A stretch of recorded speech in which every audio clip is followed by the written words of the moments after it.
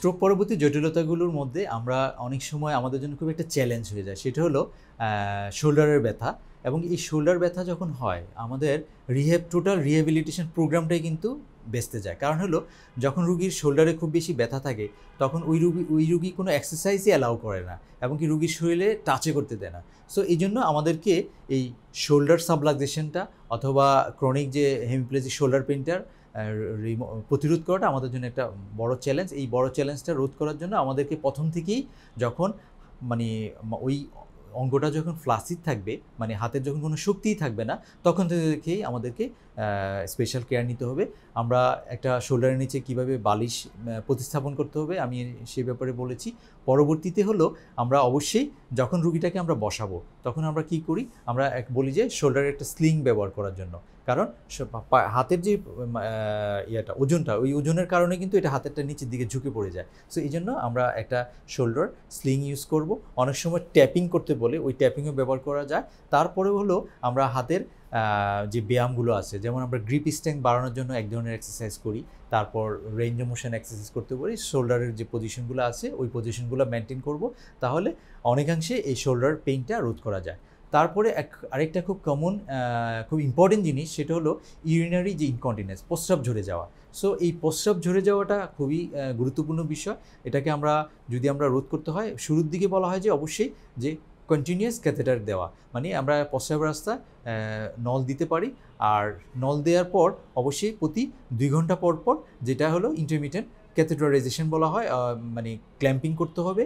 তারপর হলো যখন, কারণ এই কন্টিনিউয়াসলি যদি আবার ক্যাথেটার দেওয়া থাকে অনেক সময় কী হয়, ইউরিনারি ট্র্যাক্ট ইনফেকশন ডেভেলপ করে। এই জন্য আমরা চেষ্টা করব যত তাড়াতাড়ি সম্ভব এই কন্টিনিউয়াস ক্যাথেটারটাকে উইথড্র করে আমরা ইন্টারমিটেন্ট, মানে একটা নির্দিষ্ট সময় পর পর ক্যাথেটার করার করব।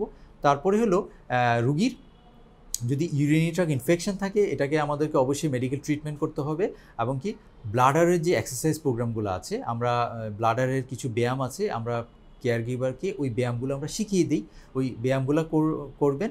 এবং কি যেন ওই ইউরিনারি প্রস্রাবটার জন্য বিছানায় সোক না করে, এই জন্য যদি মহিলাদের ক্ষেত্রে বলা হয় যে প্যাম্পার্স ইউজ করার জন্য, আর পুরুষদের ক্ষেত্রে ইন্টারমিটেন্ট ক্যাথেটার অথবা অনেক সময় ইউরোব্যাগ পাওয়া যায়, ওই ইউরোব্যাগ ইউজ করবে।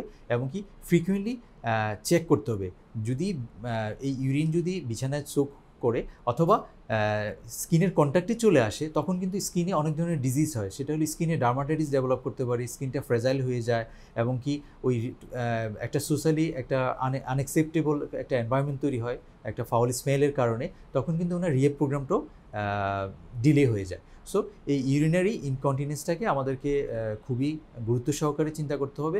তার পরবর্তী হলো পেশেন্টের অনেক সময় দেখা যায় যে খুব একটা নেগলেক্টেড পার্ট হলো তার বাউল মুভ করা, মানে রুগীর পায়খানে হয় না। দেখা গেলো যে স্ট্রোক হলো 7-8 দিন আগে, এই 7-8 দিনের মধ্যে রুগীর পায়খানে হয় না, স্টুল ইনফেকশন হয়ে যায়, মানে কনস্টিপেশন ডেভেলপ করে। সো এই কনস্টিপেশনটাও রোধ করা যায়। সেটা হলো আমরা অবশ্যই কিছু ল্যাক্সিটিভ পাওয়া যায়, আমরা ওই ল্যাক্সিটিভ দিব, পর্যাপ্ত পরিমাণে পেশেন্টকে ফ্লুইড ইনটেক করাইতে হবে।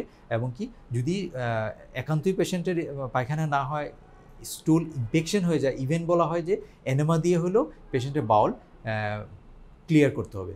তারপর তার ডায়েটারি যে মডিফিকেশান আছে, ওই ডায়েটারি মডিফিকেশান করে তাকে খাবারে পর্যাপ্ত পরিমাণে ফাইবার কন্টেনিং ফুড দিতে হবে, যেন রেগুলার তার বাথরুমটা হয়। এবং কি তাকে এই যে বাউল ইভাকুয়েট করার জন্য একটু ট্রেন করতে হবে। এবং কি অ্যাবডোমেনের কিছু মাসাজ আছে, যেটাকে আমরা বলি বালসালভা ম্যানুভার, ওই মাসাজের মাধ্যমেও কিন্তু আমরা যেন অন্তত রেগুলার উনি বাথরুম করে ওই ব্যবস্থা করতে হবে। সাথে প্রয়োজন হলে আমাদের যে মেডিসিন আছে, মেডিকেল কিছু এজেন্ট পাওয়া যায়, ল্যাক্সিটিভ আছে, এনেমা দিতে হয়, এগুলো ব্যবহার করে হলেও কিন্তু তার কনস্টিপেশনটাকে ঠিক রাখতে হবে, যেন উনি রেগুলার বাথরুমটা করে।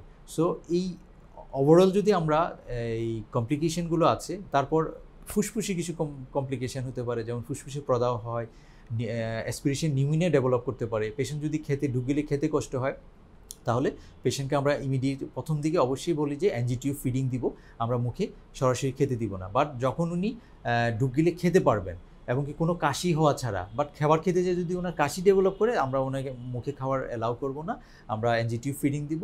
বাট যখন উনি উইদাউট কোনো স্মুথলি উনি ঢুক গেলে খেতে পারবে, আমরা সলিড ফুড দিব, মানে প্রথমে সেমি সলিড ফুড দিব, তারপরে আস্তে আস্তে সলিড ফুডে আসবো। সো এই যে খাবারের যে কনসিস্টেন্সিটা মডিফাই করা, ইভেন ব্লেন্ডিং করে, আমরা বলি না বাচ্চাদেরকে আমরা কী করি, ব্লেন্ডিং করে খাবার খেতে দিই, ঠিক অনেকটা এরকমই ব্লেন্ডিং করে একটা সেমি সলিড ফুড প্রিপেয়ার করে পেশেন্টকে খেতে দিব। সো ওভারঅল স্ট্রোকের এই রিহ্যাব প্রোগ্রামটা হলো একটা লং জার্নি। এই জার্নিটাতে এখানে একজন চিকিৎসকের যেমন রোল আছে, একজন ফিজিওথেরাপিস্ট, একটা স্ট্রোক ইউনিটের যেন স্ট্রেইন নার্স, ওনার খুবই গুরুত্বপূর্ণ ভূমিকা আছে। আর পরবর্তীতে উনি যখন বাসায় চলে যাবে ডিসচার্জ হয়ে হসপিটাল থেকে, তখন মূল ভূমিকাটা পালন করবে হলো কেয়ার গিভার। কারণ কেয়ার গিভারের উপরেই কিন্তু পেশেন্টের এই যে আউটকামটা, রিহ্যাব আউটকামটা ডিপেন্ড করে। সো একজন ভালো কেয়ার গিভার যদি ভালোভাবে নার্সিং করে, এবং আমরা আশা করি স্ট্রোকের পরবর্তী যে জটিলতাগুলো রোধ করা সম্ভব, এবং কি উনি অনেকটাই ওনার স্বাভাবিক জীবনে ফিরে আসবে খুব দ্রুত। এবং স্ট্রোকের যে কমপ্লিকেশনের যে রিস্ক ফ্যাক্টরগুলো থাকে, ওই রিস্ক ফ্যাক্টরগুলোকে পাশাপাশি রোধ করতে হবে, তাহলে একটা সুস্থ এবং কি উনি স্বাভাবিক জীবনে ফিরে আসতে পারবে। ধন্যবাদ সকলকে।